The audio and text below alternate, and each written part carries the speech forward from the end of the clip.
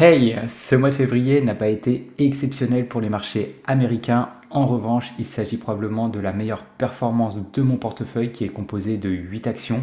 Je n'ai pas été loin de réaliser mon rendement cible annuel en seulement un mois.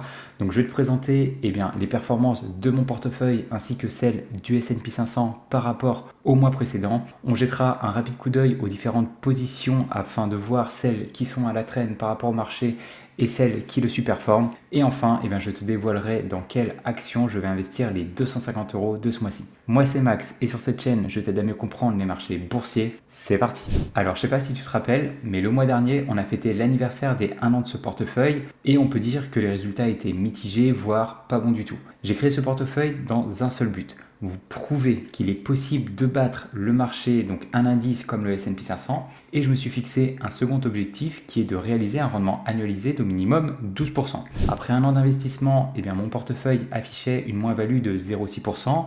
Au même moment, le S&P 500 s'appréciait de 10,5%. Donc autant dire qu'on était loin des 12% annualisés et qu'on n'arrivait même pas à matcher avec un indice. Est-ce que ça veut dire qu'il faut que je revende mes actions et que j'investisse tout sur le S&P 500 ?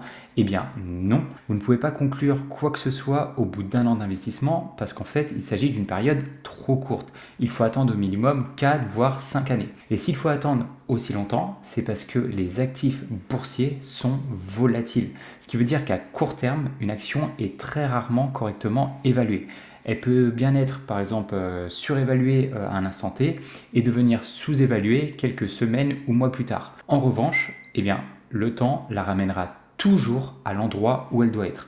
Donc c'est pour cette raison qu'il est important de rester fidèle à sa stratégie d'un mois à l'autre et ne tirer surtout pas de conclusions trop hâtives. Donc comme je te le disais, ce mois il a été excellent puisqu'on est passé d'une moins-value de 0,6% à une plus-value de 8,5%. Ça représente une appréciation sur un mois de 9% et ça aurait pu être encore meilleur si la dernière semaine de février n'avait pas été catastrophique puisqu'au 23 février, mon portefeuille affichait une plus-value de 15%. Au même moment, ça a été un peu plus compliqué pour le S&P 500 puisqu'il est passé d'une plus-value de 10,5% à une plus-value de 9,1%, soit une perte de 1,6% sur un mois. On a donc ce mois-ci superformé l'indice de 10,6%. En revanche, depuis la création du portefeuille, nous superformons l'indice de 0,6%. À présent, on va regarder les performances des 8 actions qui composent mon portefeuille et tu vas voir, ça a été très hétérogène puisqu'il y a 4 actions qui ont vraiment boosté mon portefeuille, mais il y en a surtout une qui s'est démarquée et au contraire, il y a eu 4 autres actions qui ont fait chuter mon portefeuille, mais il y en a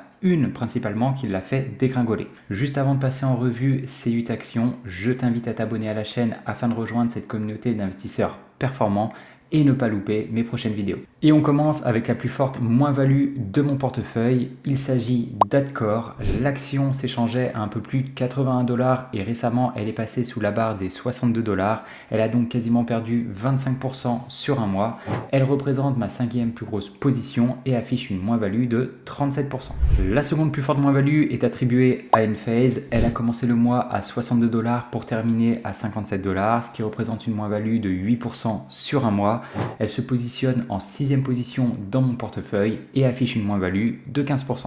InMode est la 3e et dernière entreprise qui tire mon portefeuille vers le bas avec une moins-value de quasiment 1%. Elle représente une part importante de mon portefeuille puisqu'elle se situe sur la seconde marche avec un poids de 22%.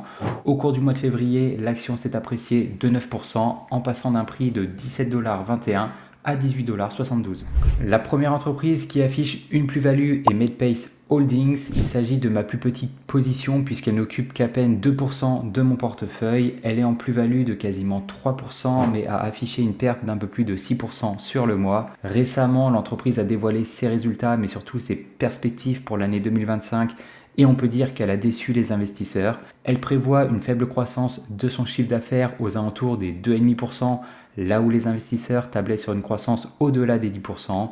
Je me dis que j'ai peut-être commis une erreur et été un peu trop optimiste quant à la croissance du chiffre d'affaires, mais d'un autre côté, les marges que j'ai renseignées sont peut-être un peu faiblardes. Donc pour l'instant, je ne vais plus rien faire avec MedPace Holdings. Je vais simplement la conserver et attendre les 2 ou 3 prochains résultats afin de m'assurer que la croissance va bel et bien repartir et que l'entreprise soit capable de maintenir, voire d'améliorer les dernières marges qu'elle a réalisées. Et on continue avec une entreprise détestée par les investisseurs et pourtant elle a réalisé un mois exceptionnel. Il s'agit du géant des semi-conducteurs Intel. Elle représente ma 4e plus grosse position. Elle a commencé le mois de février à 19,43$ et le termine à 23,73$. Elle s'est donc appréciée de 22% sur le mois et affiche une plus-value de 5% dans mon portefeuille. Je vais pas te mentir, tout n'est pas rose avec cette entreprise. En revanche, je ne pense pas qu'Intel mérite ce niveau de valorisation et est encore sous-évalué. Donc c'est une des raisons pour laquelle je suis actionnaire de cette société. Qualys est la 3e entreprise dans le vert avec une plus-value de 9%. Tout comme MedPace Holdings, elle ne représente qu'une infime part de mon portefeuille, moins de 2%, et elle a chuté de 6% en février. L'avant-dernière entreprise qui tire mon portefeuille vers le haut est Mercado Libre. Il s'agit probablement de l'entreprise dans mon portefeuille avec le plus de potentiel. Elle a pris 10% sur un mois et affiche une jolie plus-value de 22%. Et on termine avec la grande gagnante. Elle aura raflé le pactole et aura permis de propulser mon portefeuille. Si tu me suis depuis quelques temps, tu sais de quelle entreprise il s'agit. Et oui, Jack Ma is back et Alibaba est de nouveau sur les rails. L'action est passée d'un peu moins de 99$ à 132,50$. Tu n'es pas prêt, ça représente une bonification de 34%, c'est tout simplement magnifique. Avec un PRU de 76,11$, l'action affiche une plus-value de 74%. À présent, il est temps d'investir les 250€ de ce mois-ci et ça va être très simple puisque je vais investir l'intégralité de mon argent sur une seule société. Je vais donc renforcer Adcore qui s'est fait massacrer récemment. Au prix actuel, il s'agit de l'entreprise qui me permettrait d'obtenir les meilleurs rendements et en plus, elle ne représente qu'un poids de 10% dans mon portefeuille. Cependant, après cet investissement et si elle venait à s'apprécier de quelques pourcentages, elle pourrait rapidement figurer sur le podium de mes plus grosses positions.